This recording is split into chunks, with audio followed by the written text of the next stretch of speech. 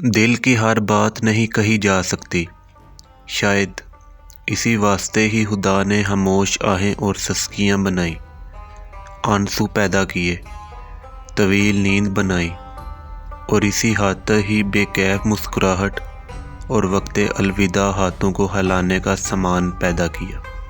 کسی کو مہربان کانوں سے سننے کے لیے دی گئی وقت کی ایک چنگاری بھی کسی کی شمع امید و حیات دوبارہ جلا سکتی ہے۔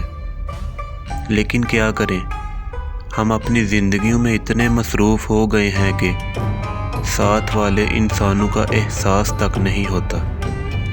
ہم بالکل مشینیں بن گئے ہیں، وہ مشینیں جو جذبات کو محسوس کرنے کی حس سے محروم ہوتی ہیں۔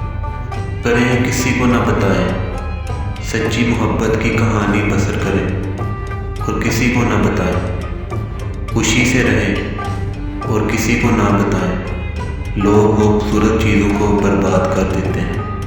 آپ کو محبت کرنا سکھاتی ہے، تجربات آپ کو یہ سکھاتے ہیں کہ کس سے محبت کرنی چاہیے، اور حالات سے آپ کو یہ پتہ چلتا ہے کہ کون آپ سے محبت کرتا ہے۔ اسی لیے اگر کوئی دروازے بند کر رہا ہے تو اسے دکھائیں کہ کنڈی دونوں طرف ہوتی ہے، دروازہ دوسری طرف سے بھی بند کیا جا سکتا ہے، اور اللہ حافظ کہنا چاہیے۔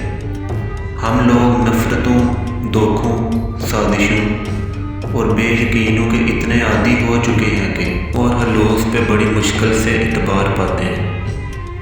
کتا تلقی کے بھی کچھ اصول ہوتے ہیں، جن میں سب سے پہلا اصول رازوں کی تدفین ہے۔ انسان کسی کے نہ ہونے کا ویسے ہی عادی کیوں نہیں ہوتا جیسے اس کے ہونے کا عادی ہوتا ہے۔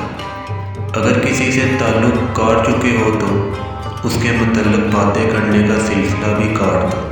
جب بھی مجھے دکھ محسوس ہوتا ہے، میں اچھی یادوں، مہربان لمحوں اور خوبصورت لفظوں کو دہراتا ہوں۔ آئینے پر نظر پڑی یکدم، دیکھا دیکھا کوئی نظر آیا، مفلسی کفر تک اور مفلسی تنہائی کے دہانے پہ لاگ کرا کرتی ہے۔ ایسے موقعوں پر بھی پر امید رہنا کمال کا یقین و توکل ہے۔ دنیا کا بہترین لائف سٹائل یہ ہے کہ اپنی آمدنی میں گزارا کرنا سیکھیے، کسی سے فراڈ اور دھوکہ مت کریں، سچ بولیں اور ہمیشہ حلال کھائیں۔